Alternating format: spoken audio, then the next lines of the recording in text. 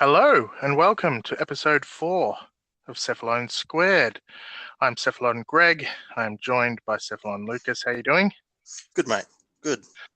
And we have our brand new intro. How's that? Goosebumps. Absolutely fucking goosebumps. That was glorious. A lot better than your cheesy start. That was pretty bad, and the sound levels were terrible. So we'll see how this one is. We have listened to it, of course, but we don't know how it's going to come when the whole podcast is mixed together. So if it is a bit loud or quiet this week, we apologize, but we'll play with it in between the week, and hopefully it'll be exactly the way we need it to be next week. Thank you to my friend Jan, who is at Disco Box on Twitter, disco_box, for giving us his vocal stylings. Obviously, he is a far more professional voice actor than I am. So if you are in the market for a voice person, hit him up, Disco Box on Twitter. So thank you, Tian. All right. So we do have that new intro. We've got a new outro as well, which is going to be pretty cool. I'm looking forward to that. This week we have a little bit of news. We're going to be discussing the way DE monetizes the game. We've got our first community guest star. And of course, we've got our beginners and advanced tips and a whole bunch of community call-outs this week as we are getting busier and busier and the community is starting to take part. So thank you to everyone. Let's get into it. So this was a busy week, regardless of what platform you were on, but particularly on PS4, I think. The Acolytes were back, as we discussed last week. The Twitch promo started up again on the same day. There is a Platinum sale on the PlayStation 4, which is also coming soon to the Xbox. There's no more information, but be sure that we will share that with you. And there's also the PS4 Obsidian Corvus collection. So it's been a crazy week. Have you gotten up to any of this, Lucas? Well, I've definitely been taking advantage of the Twitch promo. Just picked up my Teshin bust this morning. Glorious. Kind of sat it in the wall of my ship. So Teshin is now the man of the wall. Yeah, I saw that. You should share it on the Facebook page or Twitter or somewhere. We're all over the place now. Maybe share it everywhere. Make people laugh. Yeah. I got that as well, and I got the diadem or whatever it's called for the spoiler person that needs to wear that. Yes. And I'm looking forward to getting the final piece, which I think we can get from tomorrow, which is the cherry blossom emblem. Yes. So that's pretty cool. Yes. Which, I was lucky enough to get that last time, so no concerns here. And of course, we've been farming acolytes, but not enough. But there's a but. But there's a but. The last time they had the Twitch promo going, you had a 50-50 chance to either receive the emblem or a former. So hopefully they've still got it going like that this time around. So you have a chance to also pick up a free former from the last Twitch promo that's coming up. Interesting. Or you should say we possibly have a chance because we don't know that for sure. Possibly. But test it. It's not going to hurt. No. Okay, apart from that, Nidus Deluxe came and the rest of Tenergen Round 12 finally hit the consoles. I have grabbed Nidus Deluxe. My God, he's amazing. I also decided to make myself a helmet charger, and I have made myself a massive mutated puppy, and he's gorgeous, and I've shared the picture on Facebook, so check that out. What are you looking at, Lucas? I cannot wait for that Nidus Deluxe. I'm picking it up tomorrow morning. And what are you going to do with it? Well, come on. We all know that Syndana is going on Zephyr Prime. Exactly. You and your Zephyr. Yes, I'm actually looking forward to it because your Zephyr Prime does look pretty freaking awesome. So I'm sure that will help in your pursuit of awesomeness. We did see, I was stupid enough to not note down the artist's name, but Gara Zamairu is the name of the skin for Gara. That I saw this week. It's on Steam. I shared the image on Facebook earlier today, I think, or maybe I didn't. I will share the image, and I'll credit the Tenogen artist just so that we can make sure that that correct person gets the recognition that they're due, because it's a bloody nice Gara skin. Did you see it, Lucas? I did see it. It is a very nice skin. I feel like it's definitely a step up from the original. That now, don't get me wrong, the original is glorious, but I find that it's just a little bit too hard to fashion frame.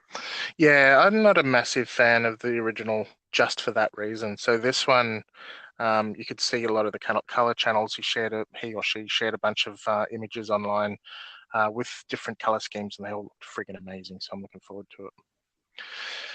Yes, so keep an eye out for that. We'll share it on the Facebook page, and I'll give that person the right credit.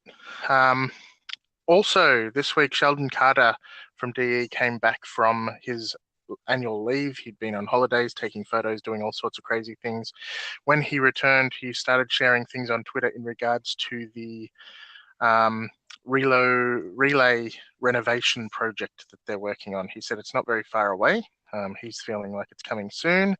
But he mentioned a couple of interesting things. They did mention it was going to be happening, but they didn't really go into what the activity was. It sounds like after the relay is actually rebuilt, renovated, it will actually probably look and feel different and include different activities within the relay as compared to the other existing relays. So he was hinting a lot of things. He put a lot of the word redacted in there, which often makes people laugh, but it just frustrates because you have no idea what they're talking about.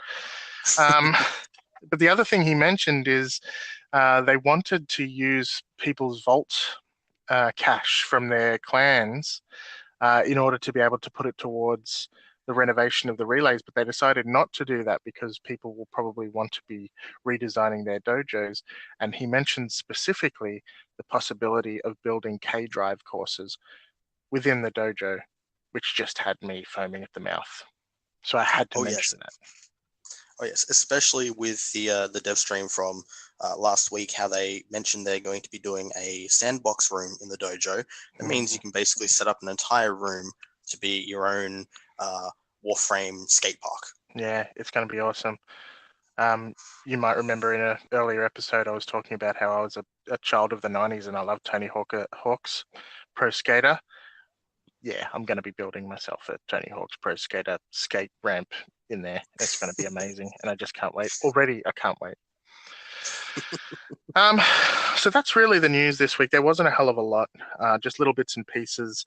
I'm hoping that we'll get a few bits more in the next week. There'll probably be another dev stream next week, so next week may be a bigger episode. But actually, what am I talking about? This week's episode is stuffed to the gills because of all the stuff we've got in there, so we may as well continue. So I wanted to talk about monetization today, Lucas. Yes. And particularly because I see a lot of people talking about whether or not Warframe is pay to win. And I think a lot of people like to throw that term around, but they don't really think about what it means, because it doesn't necessarily apply to Warframe. There's nothing necessarily that you can win. And a lot of other clever people like to say, well, it's pay to advance faster, or it's pay to speed up the grind, or something like that. But I think it really comes down to your definition of what pay to win means and what win means. Because you could, in my opinion, you could come at it from a couple of angles. And in some ways, you could say that Warframe is pay to win. Because a lot of what you're doing, realistically, the entire point of Warframe is to grind and to get parts. And if you can pay to get those parts, then you're paying to win.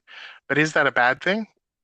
Probably not. It's not necessarily a bad thing. So I think there's a stigma of something being pay to win being bad.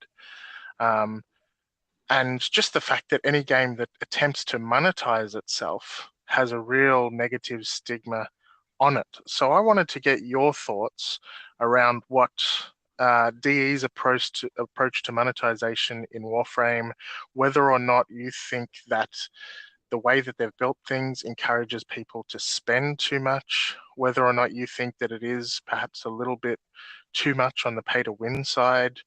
What are your thoughts?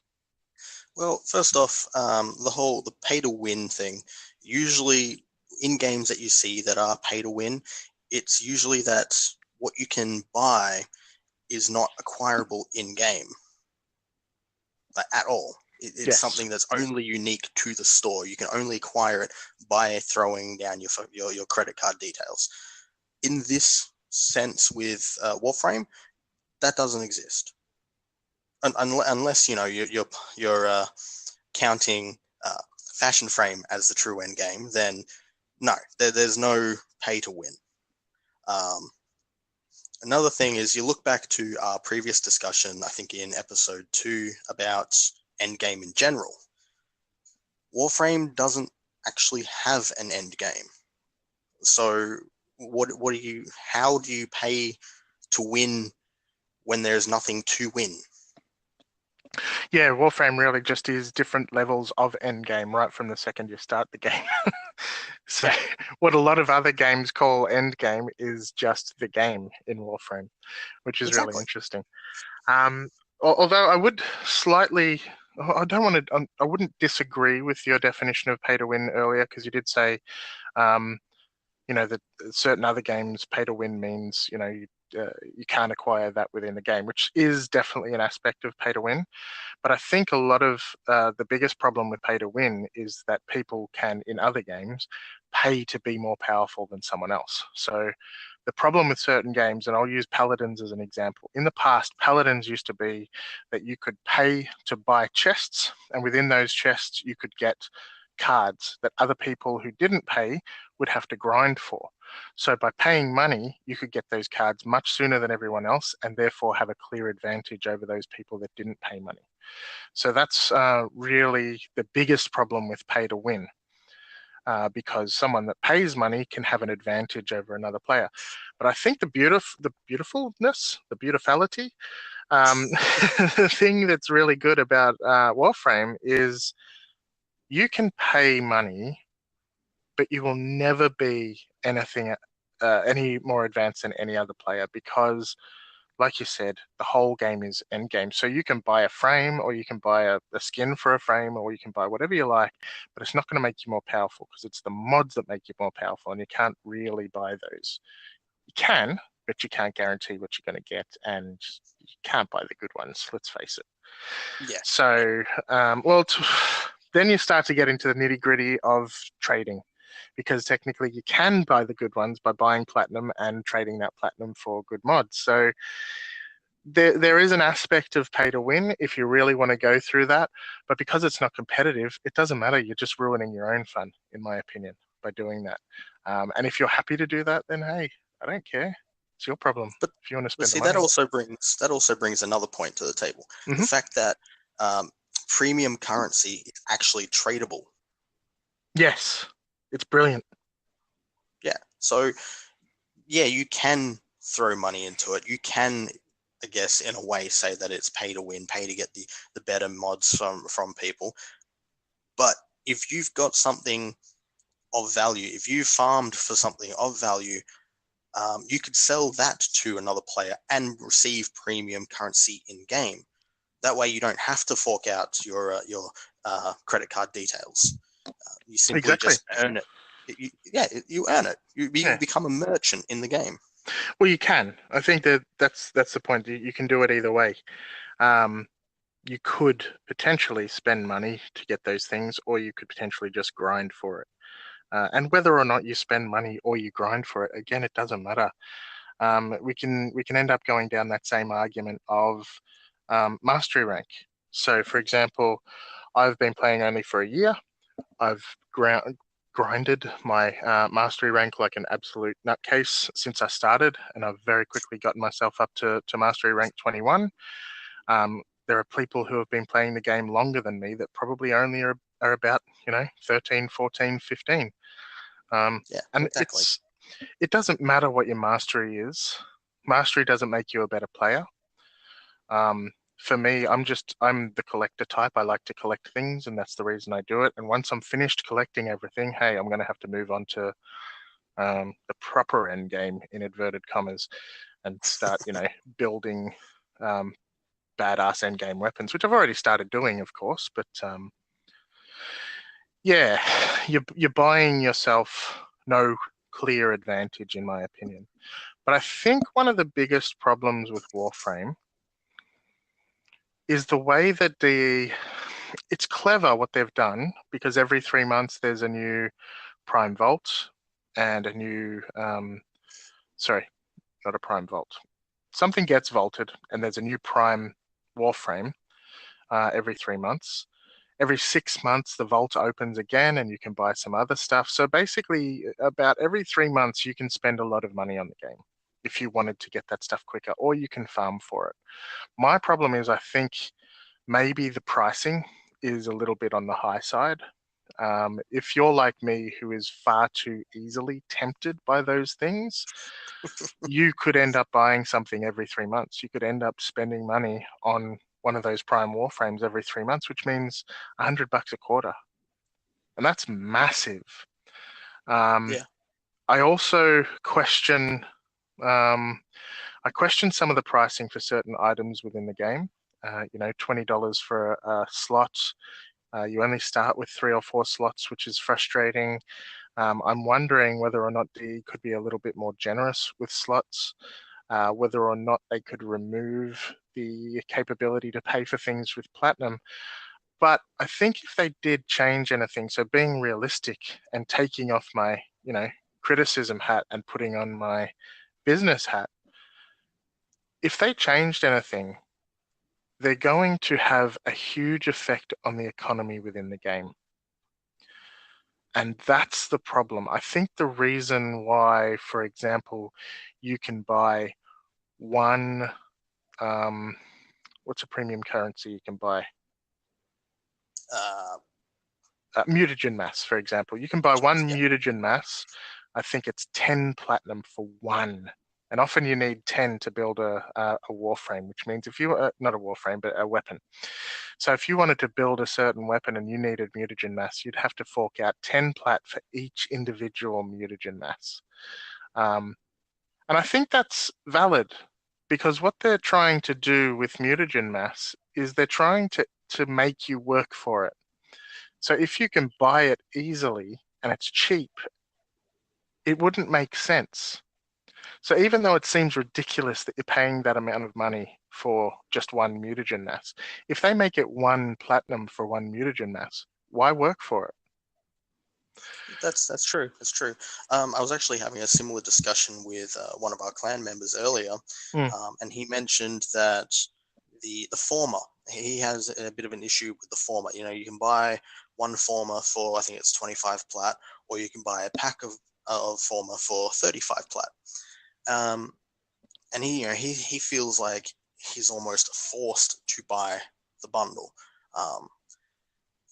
You look at how you can acquire former in game, and it's through the relic openings.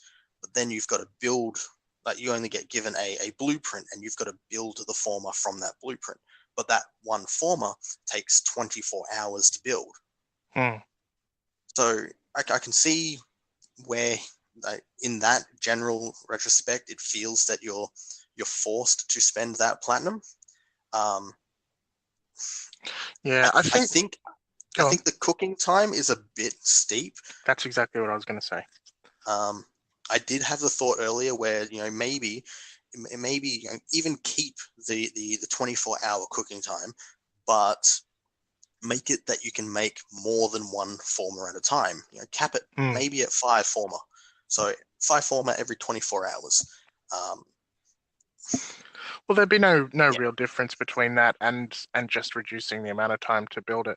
But I completely agree with you there. I think former and catalysts and reactors, I think 24 hours to build those things is way too long. Yeah. For something that's almost no, it's not almost. It is a staple to the game. Exactly. That is too heavy. Exactly. And considering most of the time you've already put in 24 hours to build a weapon or 3 days to build a warframe. Sorry, I've just got a tickle in my throat. You've already put that time in to build this stuff. having to go through another 24 hours just to make it more powerful is a little painful to me. Yeah. Or, maybe one of the weapons says it requires 2 former to build. You've got to wait 2 days before you can even start building it. Exactly. There are plenty of those weapons out there too. So, I think there's some areas in which the game could be improved when it comes to monetization, when it comes to the different forms of currency. But I also think that maybe because of the way the game has grown over time, it may have, I don't want to say it's gotten out of hand, because I think it's still fairly reasonable the way it is. Yeah. But it's probably gotten to a point where DE may need to look at it again in future. Yeah. But, I think the problem with changing the currency is as soon as you make any changes to the currency, you're going to piss off the people that have spent the last 5 years playing the game dealing with the currency the way it is. Yeah. Yes, that is exactly right.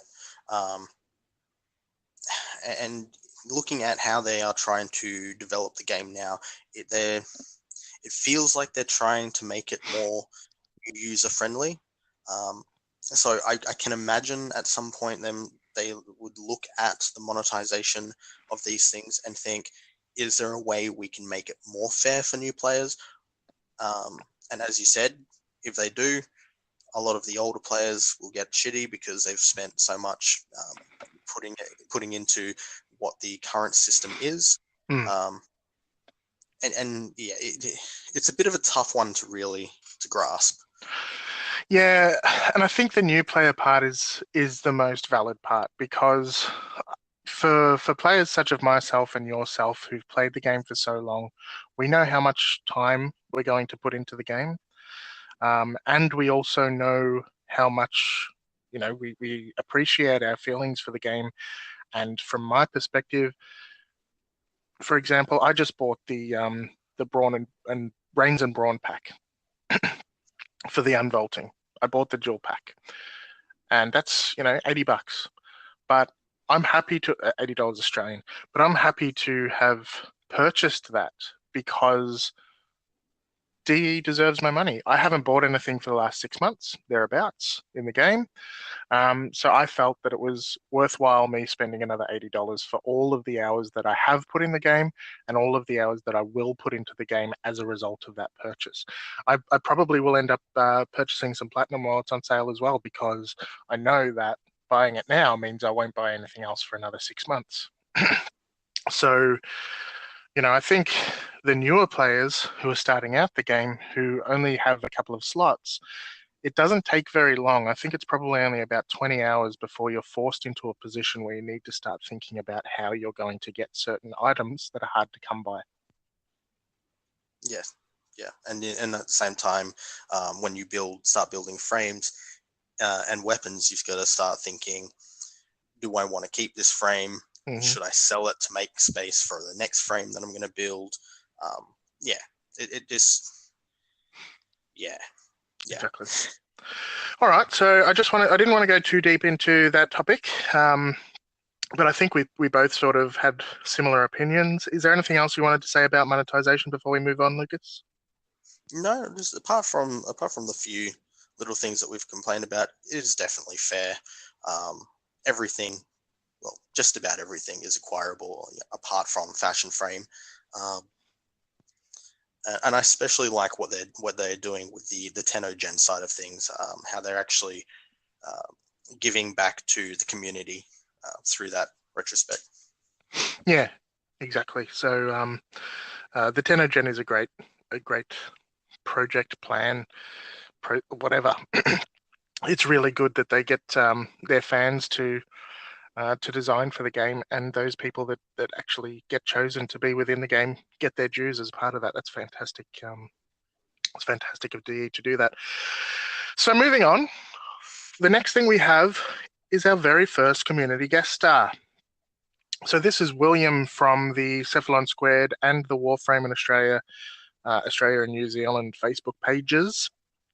He is Smooth Pursuit on PC. He did forget to mention his PC name, so he asked me to mention that. So he's Smooth Pursuit on PC. He reached out to us via the message, send a message button on the Cephalon Squared Facebook page, and he asked us to be part of our community guest star interviews. So he is number one, and we'll just kick straight into the interview now, and we'll see you on the other side.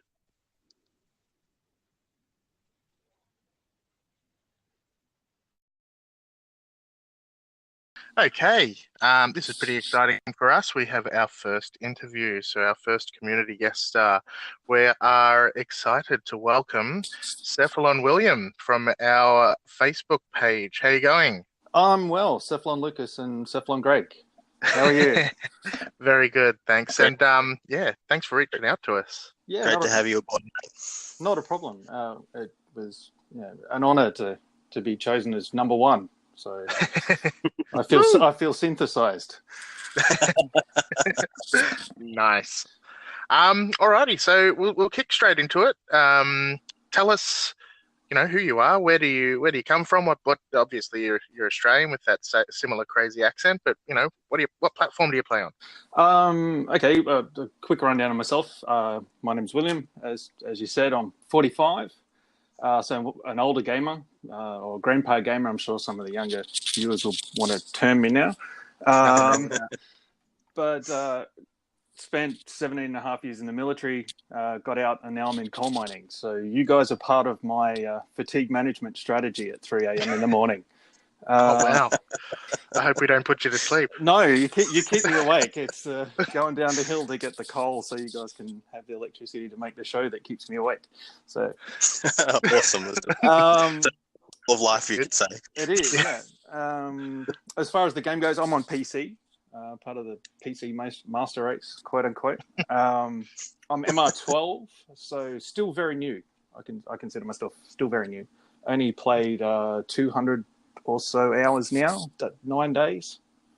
Interesting. It's funny how you call yourself still very new, but 200 hours compared to a lot of other people in game, compared to other games, that is a hell of a lot. Oh, but not so much for Warframe. Well, for Warframe, not really. It's a drop in the water. But yeah, for other games, it's a lot. Except for, PC games are different. Yeah, definitely. I'm still at the stage where I log in and I have no idea what I'm going to do straight away because there's just too many things to do. Yeah. Me at 1,000 hours in, I still do the exact same thing. So don't worry, it doesn't get any easier. Oh, great! In fact, 10 times the harder. It gets worse. Yeah, it probably gets worse the more you've done because the earlier you are in the game, you can grind through the nodes, or you can do the quests, or you can do whatever. As you get on, it's more just okay. What do I want to do, as opposed to what can I do? That's true. I guess what I'm doing mostly at the moment is just as you said, clearing the star chart. I've got about 2/3 of it done, I think, and then just getting the initial non-prime warframes out of the way, except for Nidus. I gave that quest line the flick. I got sick of losing credits. Spoiler alert. We did end up doing that, didn't we, Lucas? God, that was painful. We did, and it was very painful. It's done now. Yeah, PTSD aside. PTSD. Is that starter platinum's good for something? So... It is, exactly. So, just on another note, another grandpa gamer like myself. I'm an older gamer as well. So, welcome to the team, and for your 17 years, thank you for your service as well. From someone who has not done anything, and you have sort of helped us to, have the country that we live in. That's it. You get to make podcasts like this, and people get to have the opinions that they have and be able to say them freely. So it's good. Much appreciated. If you're a young person, go and do it. Yeah. Why not? I didn't. I can't give you a recommendation, but William's given one for you. So go out and give it a shot. Yeah. All right. So you've given us your mastery level. You've told us how long you've been playing. Who are your favorite frames and your favorite weapons? At the moment, I've got a real soft spot for Siren, believe it or not. I just like being able to reach out and type someone across the map and just look around in a 360 and see the little procs going off everywhere and go, can't even see you and you're dying. Great, I'm happy about that. So, yeah, I still haven't gotten used to her. Lucas like her. That's fantastic. It's always invigorating, especially with the rework they just did. How they gave her the spore counter makes it a lot easier to keep track on how. Oh, I've lost you you dropped there for a out there. second. Yeah, I'm guessing you're saying how many people you've got infected and how long you've got to go. It's funny. I haven't even used her since that rework. Yeah. I keep thinking about it, but I've got to get my hands on the Prime version. Don't like the looks of the other one. Oh, the deluxe skin. The deluxe skin's nice. I think I've only got. One part of the the deluxe skin is very nice. Who else do I use? Frost. I've also got definitely he's got a big place in my heart. Just the snow globe is so versatile in so many situations. So, Frosty's awesome. And being able to sit in one place and spam it and have those snow globes just get tougher and tougher and tougher is great. I guess you could say that Frost is pretty cool. No doubt about it. Nice to meet you. That's it. Sorry, Arnold Schwarzenegger joke. Just out of interest, actually, when did you start playing Warframe and what got you into it? It was a younger, surprise, a younger chap at work. I'll do a shout out to him. He plays on console. His name is Tama. He was going on about this game on and on and on every time I'd speak to him at lunch breaks. And I was playing Overwatch at the time, and I'm like, I'm sinking so much time into Overwatch. Do I really want to go and have a look at this other thing? All right, I'll buy it, because he said free to play, and that was okay. Okay, free to play. No commitment. I can walk away, I thought. Well, Overwatch has taken a backseat by a long way. And that's an addictive game itself. It is. So it is. Interesting. So, okay. What about your favourite weapons? I have to go with Greg here. I'm at the moment. My most used. I go with my most used. My most used currently is the Heck, the 4-barrel shotty. I mean, awesome. Big boom. Nothing wrong with big booms. After that, probably not surprisingly. Surprisingly, I got it so early. I think the first Prime thing I could get from the Relics was a Lex Prime. So it's still with me as my secondary. Then followed by the Malay, the Galatine. Big swords. It's slow as an old goat, but it just hits so hard. I've only just started using the Guandao now. And especially with Sarans.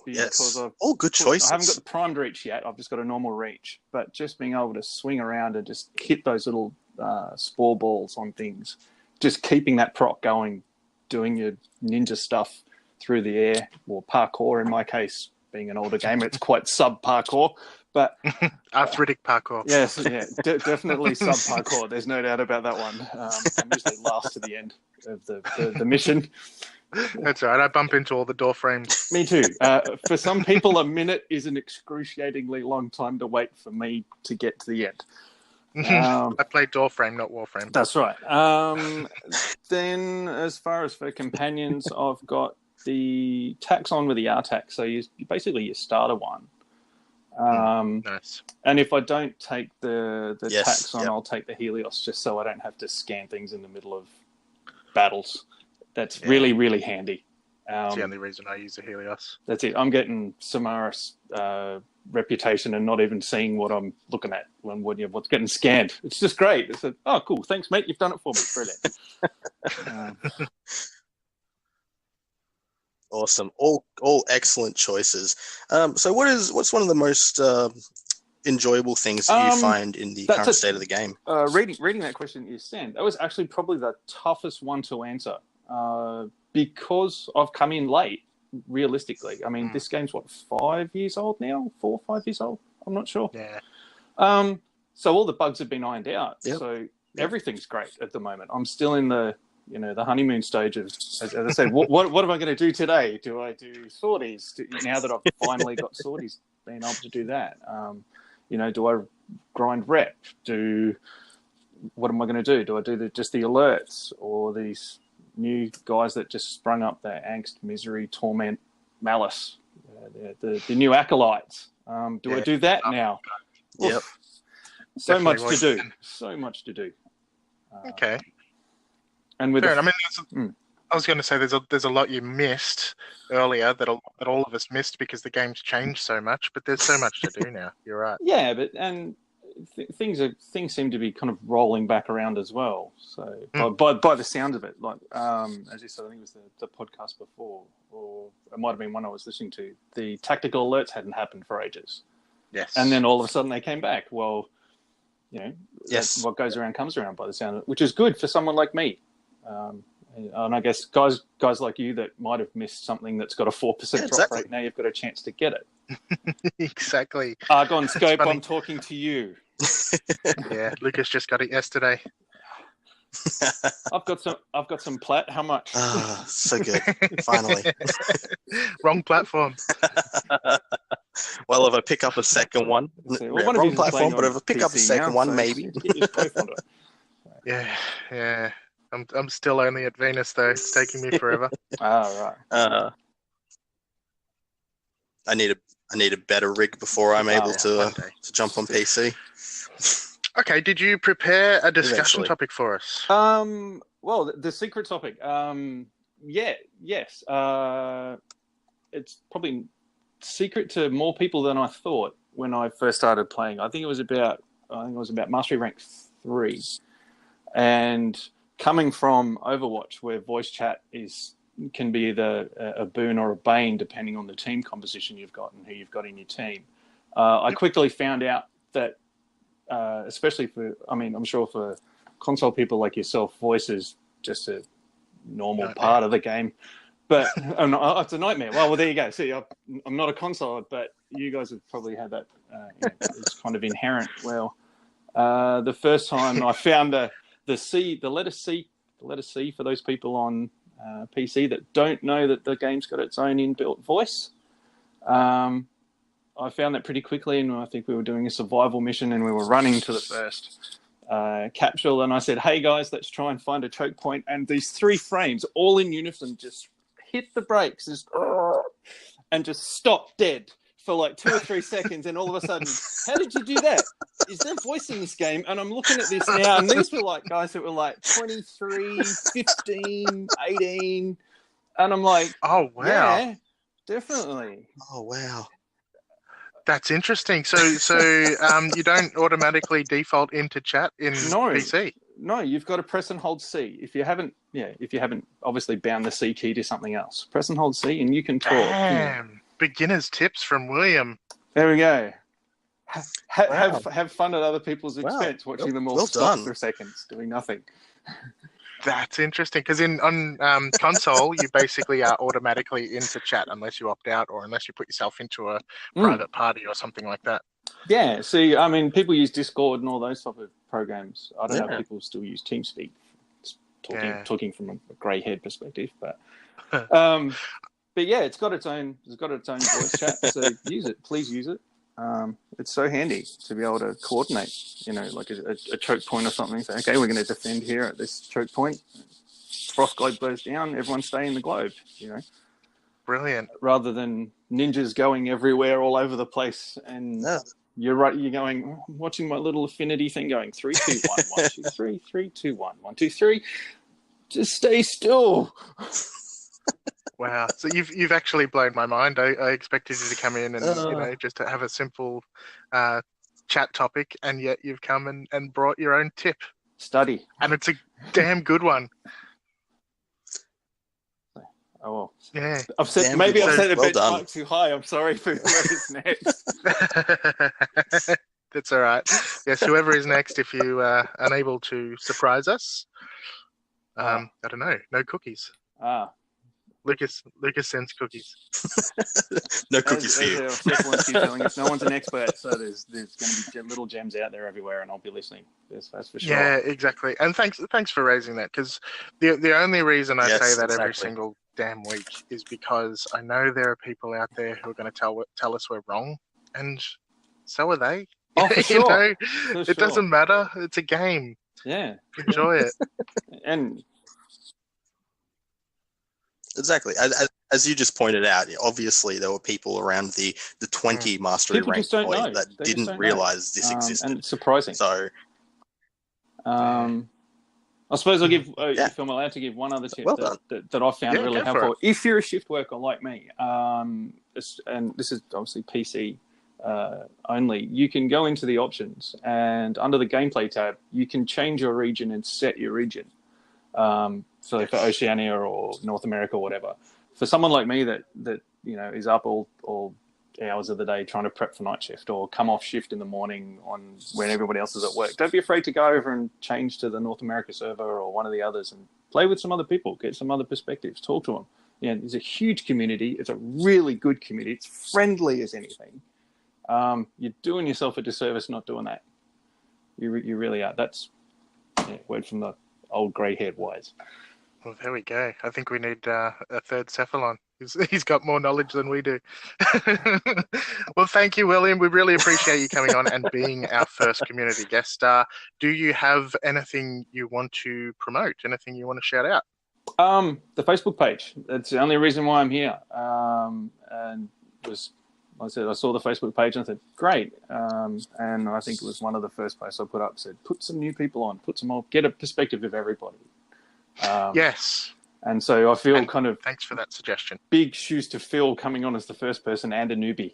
So hopefully I've done justice. So yeah, and that specifically was the you've done more than Warframe justice. Australia and New Zealand Facebook page, wasn't it? That's correct.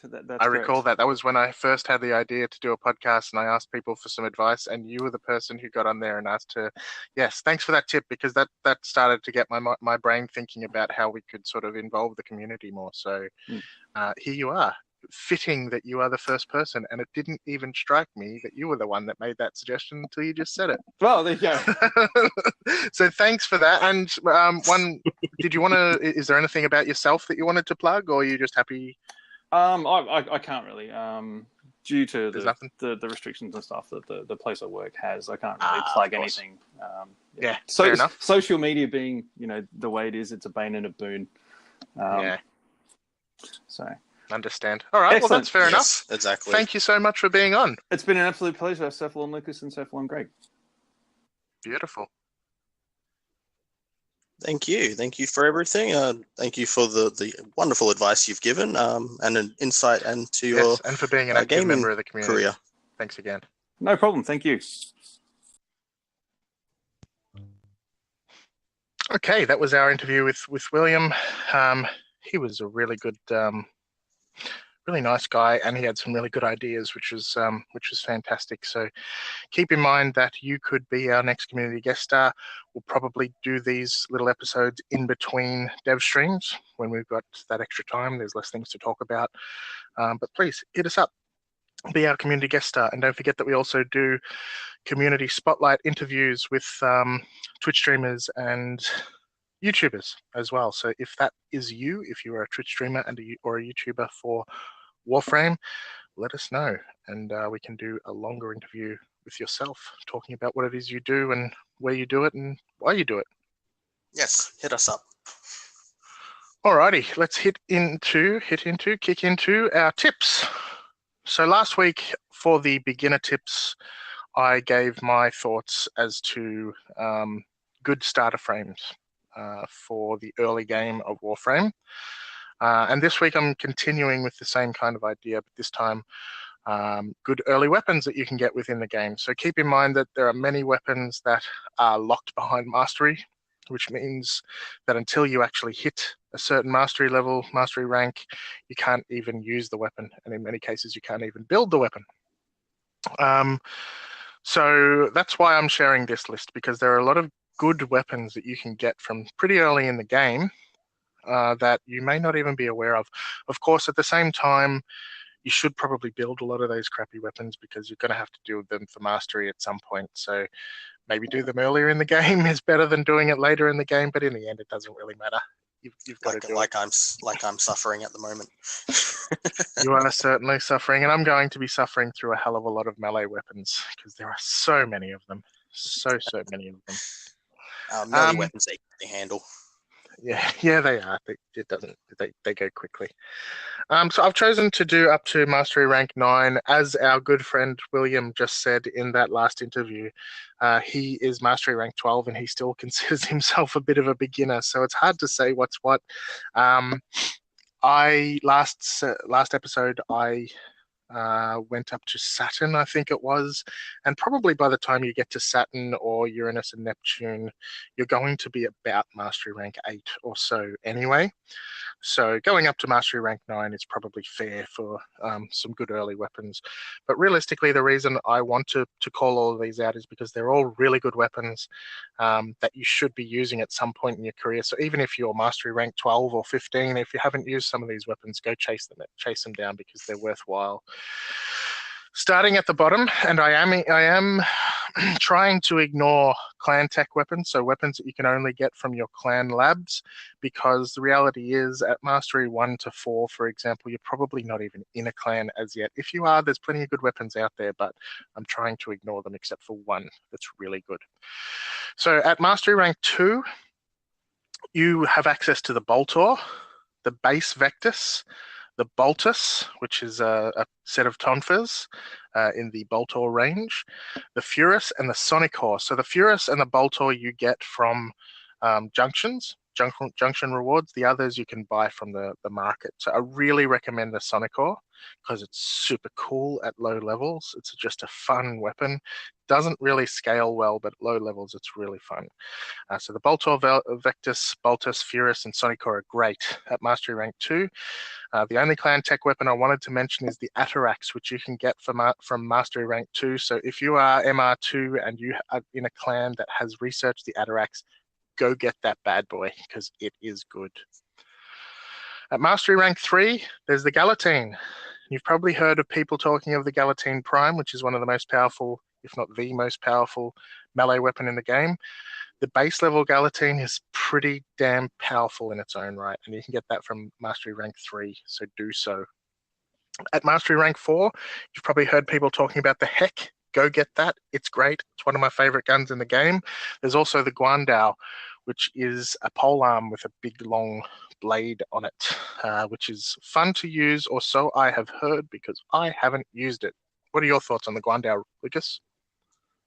Well, if we're looking at lower level melee weapons, I would say the Guandao is definitely one that should be picked up.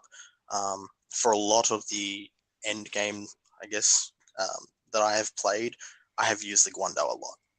Okay. It's got great reach. It's aesthetically pleasing. With the Chinese awesome design. It's a great weapon. It is definitely a top-notch melee weapon. So there you go, straight from the mouth of Lucas. At Mastery Rank 5, you have the Comb, the Sybaris, the base Sybaris. You have the Cassawar and the Atomos.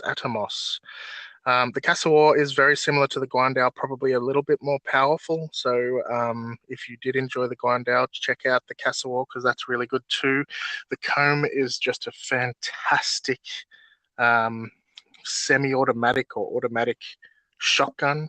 It's really fun to use and it scales well as well. The Sybaris is the base version of the Sybaris Prime and the Dex Sybaris, so it's a good weapon in its own right. And the Atomos is considered by many to be one of the best secondary beam weapons in the game. So you can get that from Mastery Rank 5, so go hunt that thing down. Maybe look at how to build it because it's not a straightforward weapon, but it is fun to use. At Mastery Rank 6, you've got the Rubico and the Twin Croaker.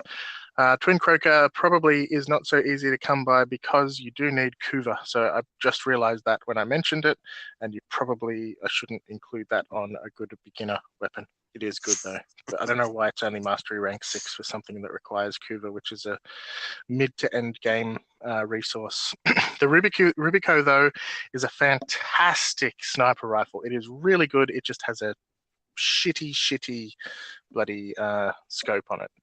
Just a absolutely dot. terrible scope. Poop but I love the Rubico nonetheless. At Mastery Rank 7, you have a whole bunch of just wonderful, wonderful things to play with. You have the Bazza, which is a silent submachine gun. I'll let that sink in. A silent submachine gun. It's brilliant. You have access to the Soma Prime if you can track it down and build it. The base Tigris, the Legion, which is one of the best pole arms in the game, and the Maralock. Now, the Maralock isn't as good as the Vacor Maralock, but as a base Maralock, it's not too bad. It's fun to use. There are better weapons than it, but I included it because I have a soft spot for the Maralock. At Mastery Rank 8, you can get the Lens, which, what do you like to call the Lens, Lucas? Godbow. The Godbow, because it just kills everything, and everything should bow before it. You can also get the Lex Prime finally. So the Lex Prime used to be a Mastery Rank 4 or 5 weapon. I can't remember what it was, but now it's Mastery Rank 8, which is probably fair enough because it is a pretty powerful weapon. Once you get to Mastery Rank 8, you should hope you've got all of those parts because it is worthwhile using at that point. And the last thing I've put here, at Mastery Rank 9, you have access to the Ignis Wraith and Twin Grakatas. The Ignis Wraith is not easy to get your hands on. You need to find someone that's selling it, but sometimes there are some nice people who will give it away for free. It was a reward for an older event that no longer happens in the game, and basically any clan that achieved the event, that passed the event, now has access to that in their dojo, but any other clan that didn't doesn't. So if you're not part of a clan that has that, you basically need to get it from someone else, which is why there are a lot of nice people out there that think it's worthwhile giving away for free. Hint, hint, community, give the damn thing away for free. Stop selling it. I did buy it, but I just don't think it's right. And the twin Grakatas are just amazing. I don't care what anyone says. They are a worthwhile secondary. Get them. They're my suggestions for good early weapons in the game. There are plenty more. There's probably a whole bunch I missed that people like, but they're just my suggestions. So check them out. Check out everything else there is. I recommend. Any additions, Lucas, or thoughts? Not so much additions. Just a few things I would like to go back on. The Twin Croaker Power Ranger swords. Yes. Glorious aesthetic. Tigris, base, or Sancti, or Prime, doesn't matter which one. The Tigris is always going to be pull the trigger, everything dies kind of weapon. Mm-hmm. It's definitely one that everyone should pick up at Mastery Rank 7. The Legion, now I can't remember off the top of my head, but I do know that it has a passive, which it's one of the very few weapons that has a passive. At some point, we'll have to go into further detail for the Legion. But yeah, no, that's pretty much it. Fair enough. Thank you. So going into the what do you call it? Advanced tips with Lucas, our good advanced friend, and it has been me doing beginner tips and Lucas doing advanced tips, mainly because Lucas has more hours in the game, but it doesn't necessarily have to be that way. We may shake things up in future episodes. We'll see. Again, I like to say we're not always experts. We're just sharing our opinion. If you disagree with us, feel free to let us know via Facebook or whatever, and we might even share your thoughts. So, Lucas, what are you sharing with us this week? All right. Well, I'm actually doing a little bit of a 3-pointer this week. So, a couple of mods and a few details on how those mods are used. So, as I stated in the last podcast, the Derelict will be my focus over the next few weeks while I prepare something big for the listeners. So, I'm starting with Narrow-Minded, the duration mod that gives more than it takes. Narrow-Minded grants a whopping plus 99% ability duration, but at the cost of a negative 66 ability range. This can be acquired from the Derelict vaults. It's very RNG based on how to get it. There are no actually specific drop rates, unfortunately. So just best of luck to you. The other way you can acquire this mod is to simply purchase it from another player. And as I've got listed here the average prices for each platform. So PC is looking at 25 to 50 platinum, PS4 15 to 30 platinum, and Xbox also 15 to 30 platinum.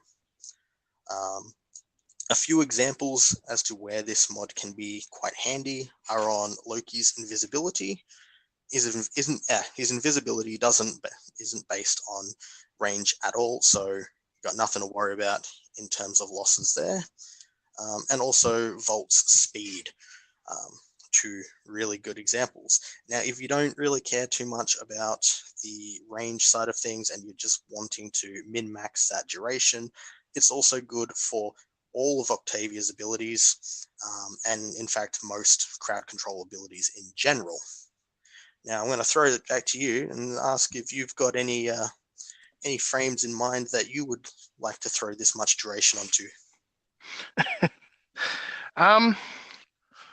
It's a good question. I mean, I do have narrow-minded. I haven't gotten to a point yet where I'm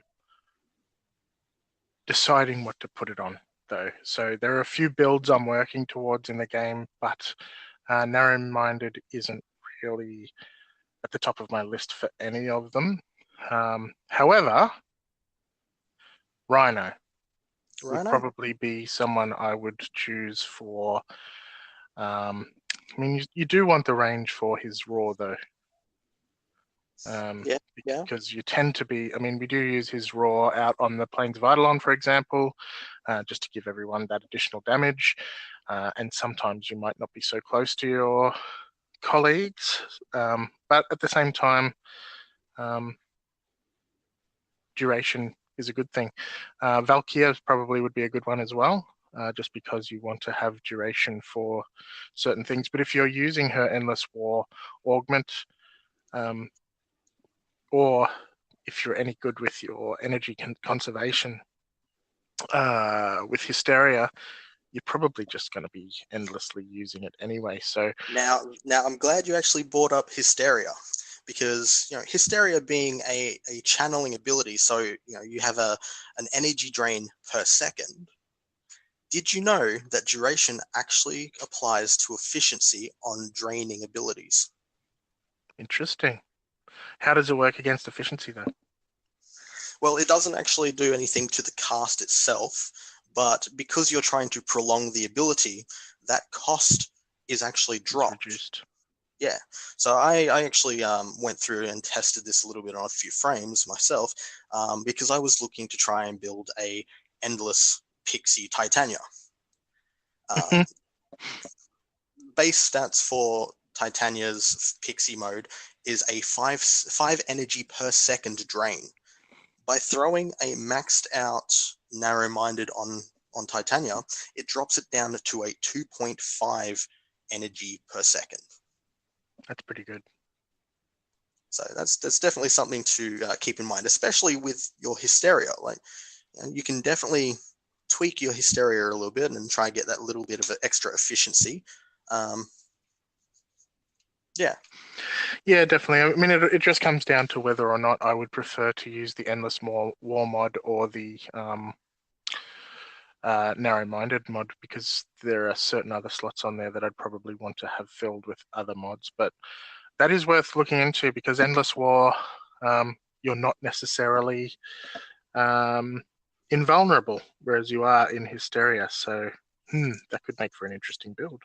Yes. Another thing I want to address with duration is Zephyr's first ability. Now, of course, I'm going to pick on Zephyr here because favorite frame, but Zephyr's first ability has a unique interaction with ability duration. I have found that the more duration you pack into Zephyr, the Tailwind ability actually has a larger boost from the initial cast, which makes you travel further.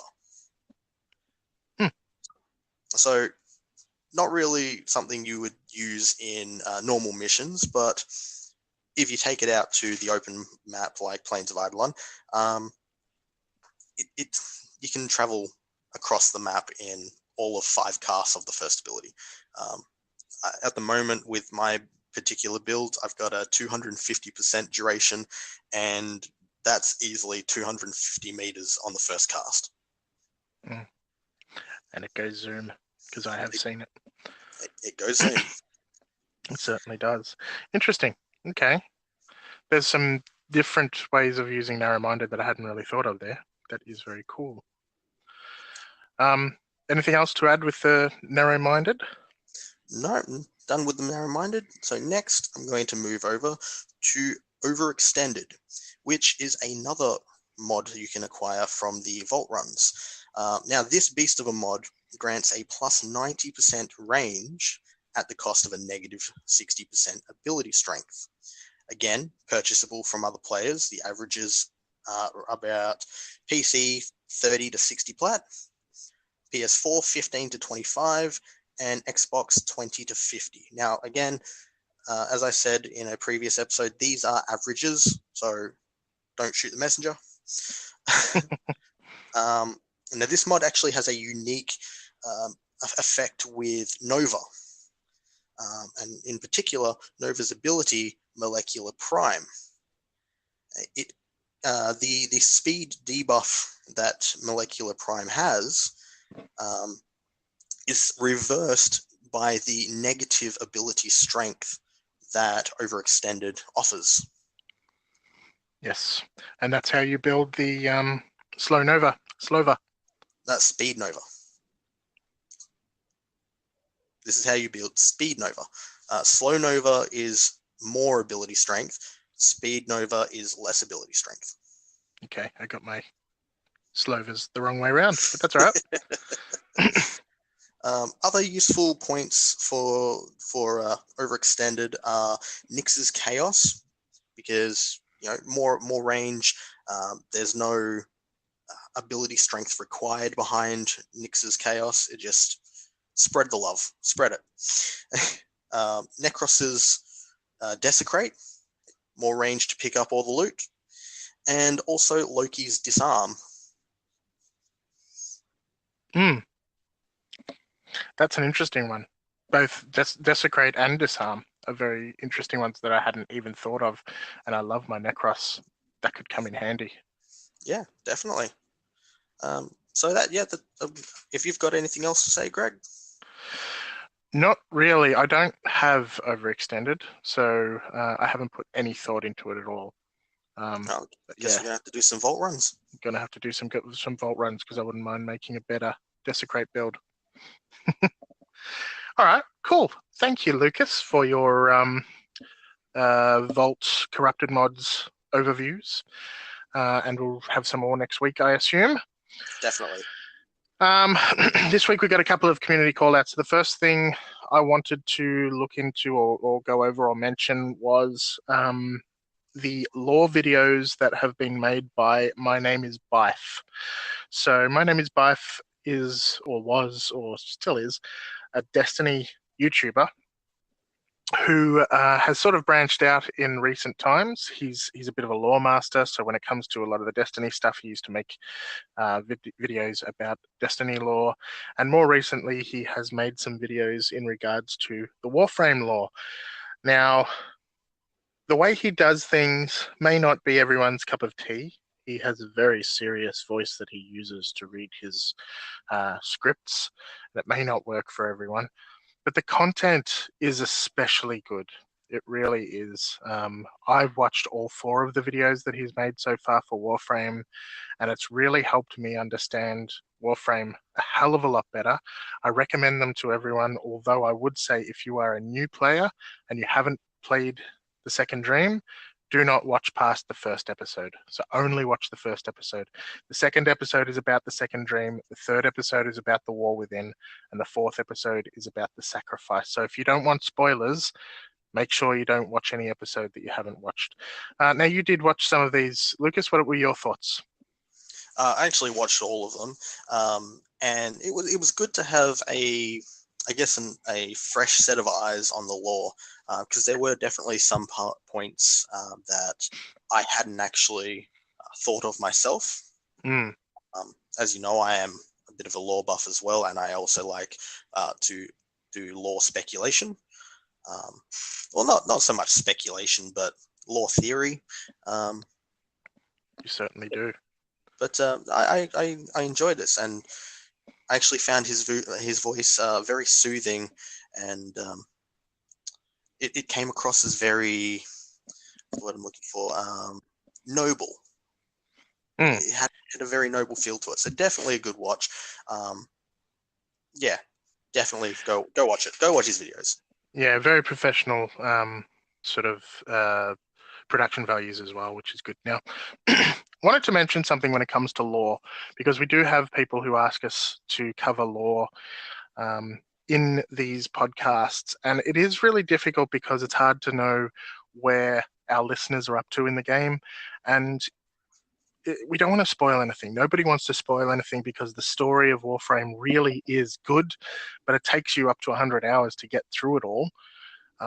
And nobody wants to have that spoiled. So we've come up with a little bit of an idea. We don't know when this is going to come into effect. We're going to create something called the spoiler cast that we're going to be recording in between standard weekly episodes. We'll probably do it on a once a month or fewer or less often basis. And it'll basically be no holds barred. We will talk about everything. Late game, we'll talk about all of the spoiler stuff, and we'll talk about lore. So that is coming for you more advanced players, and for everyone else, we will stick to the no spoilers for our weekly podcast. Okay, the next call out is a gentleman named Austin on Twitter, who is Pro Wingman PSN on Twitter. He gave us a bit of a tip during the week in regards to starter frames. So on my site recently, I posted an article about what I recommend for the early starter frames in the game. My thoughts are, with the recent changes to the locations, it probably doesn't matter too much about what you choose, because it's pretty easy to get access to both Excalibur and Mag early on in the game. And as soon as you've joined a good clan, you get really easy access to Vault as well. So realistically, regardless of who you start with, you're probably going to be able to get the other ones pretty quickly. So that was my thoughts. Austin's thoughts, though, is that he said, even though Excalibur is the strongest frame, he suggests people pick Vault, which is an interesting suggestion. And the reason he says that is because of his passive. So his passive is called Static, and basically what it is as he runs around while his feet have contact with the ground, he builds up static electricity, which is then discharged on his next shot. So his next attack that he has will discharge electricity along with that. So he's suggesting that as you get into later missions and enemy level starts to get higher and your starter weapons start to have less impact on the enemies, you can run around in circles to build up that static electricity, and then you can take out enemies with one shot. Particularly useful for stealth missions and things like that. I think that's a really good tip, because there's probably a lot of people out there who have chosen Vault as their their starter frame, and they didn't know that he had this passive, which is really, really effective, and you can notice it when you use it. So it does mean that Vault is probably a good choice, and realistically, because it's going to be a while before some people actually join a clan, Vault is probably a good choice anyway, because Mag and Excalibur are both early frames from early bosses. What are your thoughts, Lucas? I actually like this this suggestion. Giving it some more thought, another thing that can be used with Vault, just to give you that extra edge over the top of the static bonus, is that his third ability, the lightning shield, shooting through that actually increases the damage of your projectiles as well. Yes, and a lot of people use that on the plains of Eidolon to go fishing, so that they don't have to switch between their spears. They can throw their spears through their shield and it will do more damage. So it doesn't matter what fish you're fishing for, you can catch them with any old spear, which is interesting. Okay, next we have Whooshi from our Discord. So Whooshi has suggested that we should let people know that while you're rolling, you actually have a damage reduction effect. And while jumping, enemies have reduced accuracy, so they find it more difficult to shoot you while you're in the air. There's a lot of newer players who probably aren't aware of this. So the reality about Warframe, when you want to survive for longer, is keep moving. Jump from place to place, roll around. The more you do this, the more you'll stay alive because you take less damage and the enemies will hit you less. So this is a really, really good tip. So thank you to Whooshi. Anything to add, Lucas? Just that this is definitely something that needs to be kind of, I guess, projected out to the community, because you see like a lot of the new players, they come in and they'll stand in the same spot and they'll shoot from a base position. They're usually quite easy to tell who's a new player and who's an old player because of this fact. Newer players tend to stand in one spot and get shot at and tend to die, when more advanced players are constantly moving around and doing crazy parkour and survive a lot longer.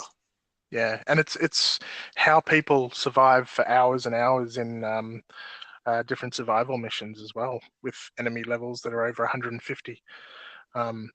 It's by keeping moving, never stay in one spot. Great tip. Thank you, Whooshi. So I do want to say that our Discord is starting to get more members, which is great. We're getting some good conversations there.